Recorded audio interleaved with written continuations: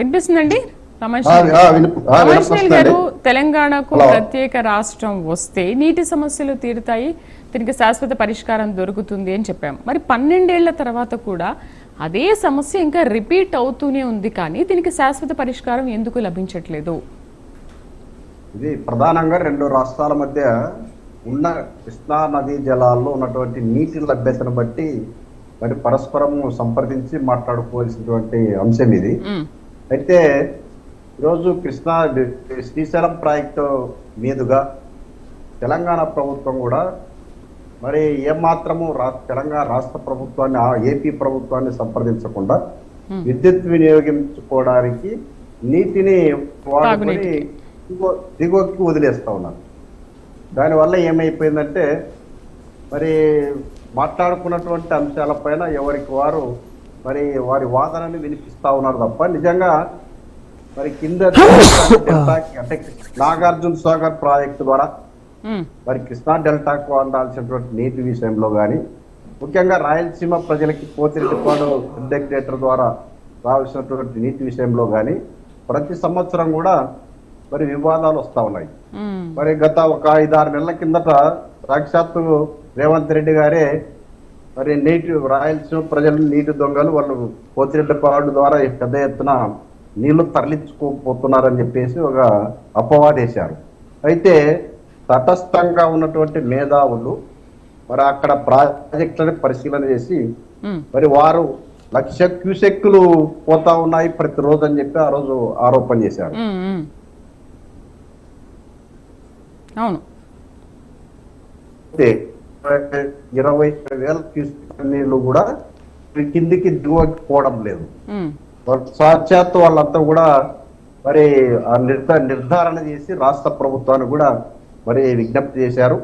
ఇది 2 రాష్ట్రాల మధ్య ఉన్నటువంటి అనుమానం ఉన్నటువంటి పరిస్థితుల్ని మరి ఎప్పటికప్పుడు మాట్లాడుకోవాలి.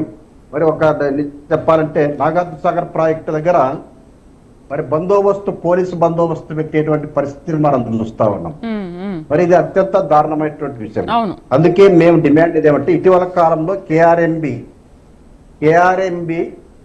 స్పష్టంగా త్రాగునీటి అవసరాల కోసమే మొదటి ప్రాధాన్యత ఇవ్వాలని చెప్పేసి చాలా స్పష్టంగా చెప్పింది.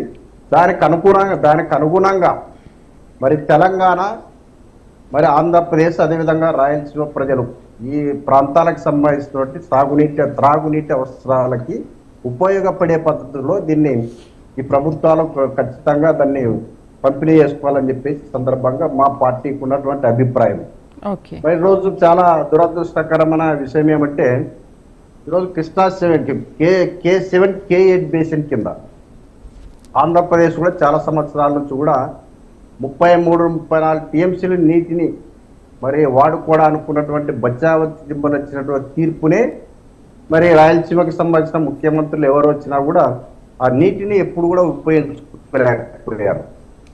ఈ మధ్య కాలంలో గుండ్రేవుల రిజర్వాయర్కి సంబంధించి కానీ రాయలసీమ ప్రాంతంలో వేదవతి అంటే కృష్ణా నది తుంగభద్ర నదిలో ఉపనది అయినటువంటి వేదవతి ప్రాజెక్టు ద్వారా కానీ ఆ రకంగా నీటిని ఉపయోగించుకుంటే మరి సక్రమంగా నీరు వచ్చే సందర్భంలో, వర్షాలు ప్రాజెక్టులో నీరు వచ్చిన సందర్భంలో వివాదం లేకుండా ఉపయోగించుకోవచ్చు.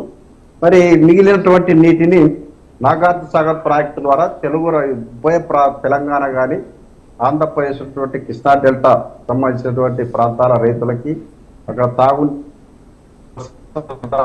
పిలుచుకునేదానికి ఉపయోగం ఉంది. ఈరోజు పరస్పరం ఊరికే తెలంగాణ ప్రభుత్వంలో అక్కడ ఉన్నటువంటి అధికార పార్టీ, అక్కడ ఉన్నటువంటి ప్రతిపక్ష పార్టీ అనవసరమైనటువంటి రాద్ధాంతం చేస్తున్నది మా పార్టీకి ఉన్నటువంటి అభిప్రాయం. ఇప్పటికైనా పరస్పరం మాట్లాడుకొని ఉన్నటువంటి నీటిని, వర్షాభావ పరిస్థితులు ఈసారి ఎలినో ప్రభావం వల్ల మరి తీవ్రమైనటువంటివి మరి కరువు వచ్చేటువంటి పరిస్థితి ఉంది. కనీసం తాగునీటి పరిస్థితి కూడా లేదు. ఆంధ్రప్రదేశ్లో టోటల్ గా దాదాపు 70% తీవ్రమైన వచ్చే పరిస్థితిని ఈ సందర్భంగా ప్రభుత్వం కూడా దృష్టికి తీసుకొని రావడం జరిగింది. ఈ సందర్భంలో దీన్ని శాంతియుతంగా